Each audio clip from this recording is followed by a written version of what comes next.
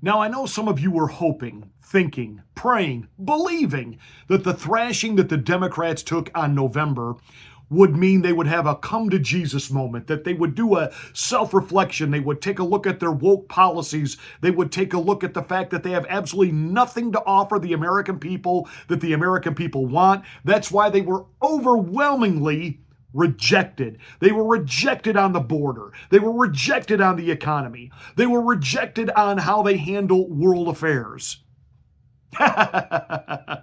These are Democrats we're talking about. And you got Chuck E. Cheese Schumer now ordering that the Senate Democrats really double down, and he wants, quote, all hell to break loose during the confirmation hearings of the people that Trump wants to appoint to his cabinet. In other words, we don't care what the American people said. We don't care that Donald Trump has been upfront about the kind of people he was going to bring into his cabinet and how they were going to rule and how they were going to govern and the things that they're going to do. We don't care. This is not what our donors want. This is not what the LGBTQ alphabet rainbow community wants. It's not what the trans-binary, non-binary, it's not what the woke culture wants. It's not what the DEI people want. Therefore, we're going to double down and really cause the American people to hate us. That's what's coming. Let me tell you, though, what their backdoor strategy is, and this one is going to blow up on them as well. Let's get ready to rumble! You can't handle the truth. I'm surviving on the top of the line!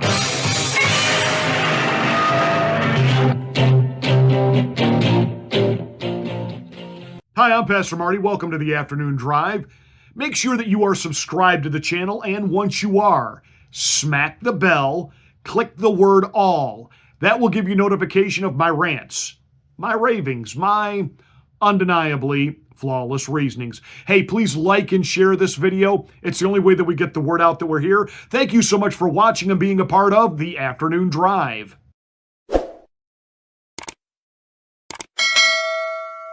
So as the wildfires burn out of control in Los Angeles, and, of course, they want to make it all about climate change. No, how about mismanagement change? Now, Donald Trump called this back in, 2018, 2019, when he was standing there with Governor Newsom in California and, burned down hundreds of thousands of acres. And he said, California needs to practice better management of their woods. They need to get in here and clean this out. You need to create what we call fire breaks. I lived in Florida for 7 years. I can tell you they do a lot of controlled burns there. There's a lot of vegetation and brush, in the unsettled, undeveloped areas, and they can quickly create fire problems that will then come into residential areas, and so they manage it. And Donald Trump was citing how countries like Finland, which are considered forest nations, how they manage and how, bringing maybe a team of them over there, take a look at California and, here's what you ought to do. No! Did Gavin Newsom receive any of that? Of course not. What did he do? He they appoint a female fire chief to Los Angeles who's a member of the LGBTQ community. And when she was asked recently what her big goals are for the fire department there in Los Angeles, it was to make sure that they hire even more DEI, people of color. And I thought a fire department's job was to put out fires. You have the mayor of Los Angeles. She's over in, Zimbabwe or somewhere, attending some presidential ceremony over there. Fire hydrants have run dry in Los Angeles because nobody thought to check, because they're out of water. How does a state that borders the ocean, how are they out? It's just these random thoughts that pop into my head.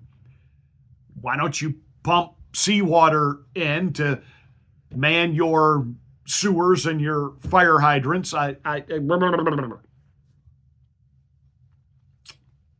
Well, Governor Newsom, good luck trying to run for president in 2028.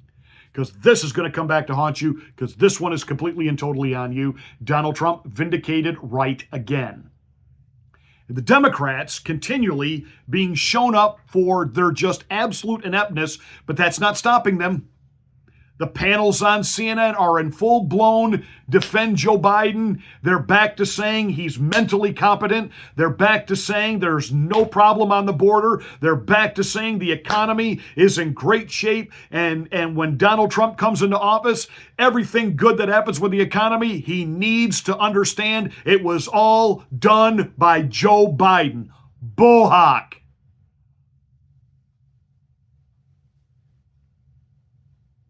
Wow. Wow. Talk about fantasy and revisionist history. Again, you hear James Carville finally saying, it's the economy, stupid. We didn't acknowledge what was going on. We tried to make it all about Trump. They're still making it all about Trump because it's the only play they got, because their ideas suck. Did I just say that? They suck.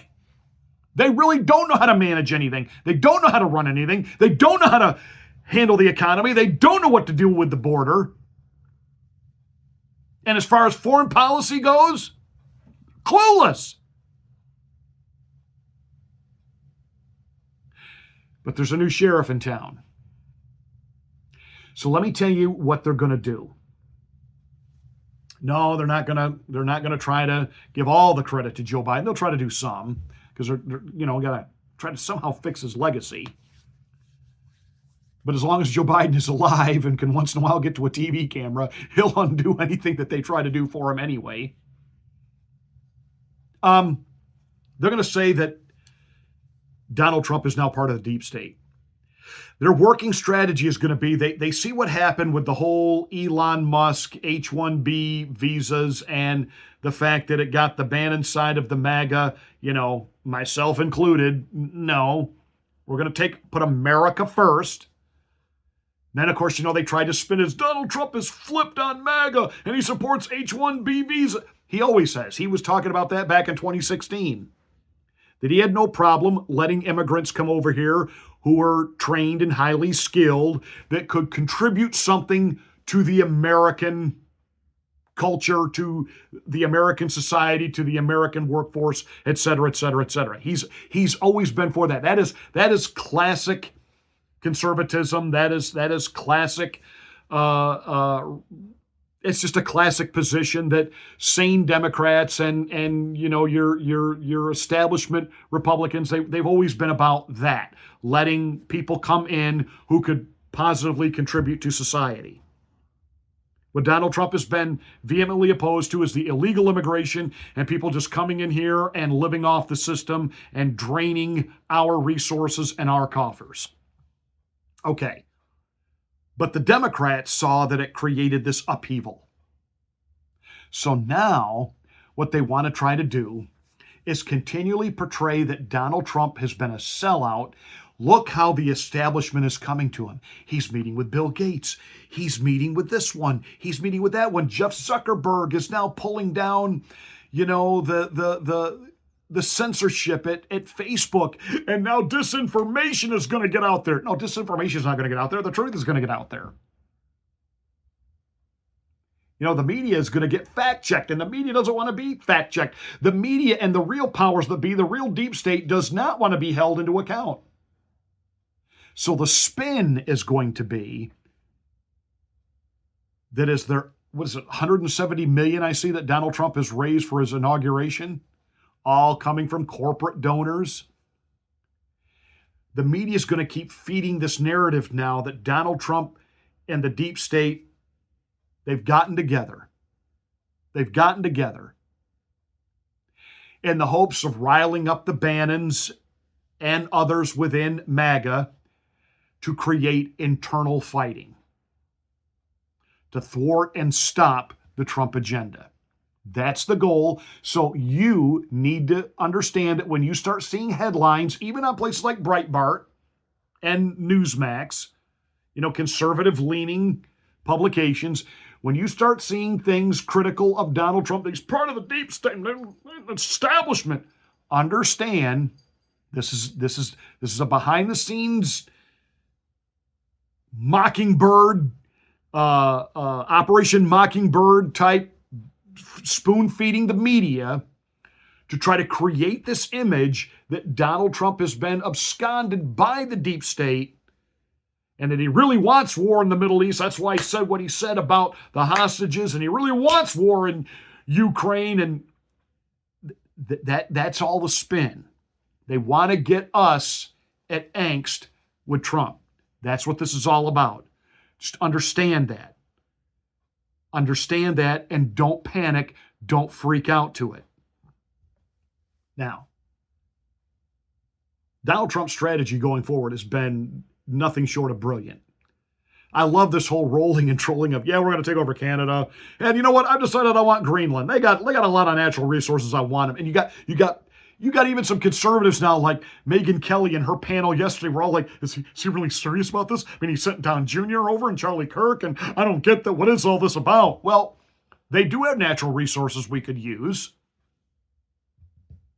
Do I think Donald Trump's going to send in troops and take over Greenland? No. But again, if you understand anything about The Art of the Deal, the book that he wrote, 30 years ago, it was a ghostwriter. Yeah, but it was Donald Trump's principles. Did I think he sat down at a word processor and typed out his own manuscript? Of course not. Nobody does that. But it was Donald Trump principles that Donald Trump operates his business by. And it's, you always come in with the big ask and the overwhelming ask more than what it is, what you actually intend, because you want them to say no, so that when you get to the place where the things that they say yes to are the things that you really wanted all along anyway. And what Donald Trump is, he wants an alliance with European nations.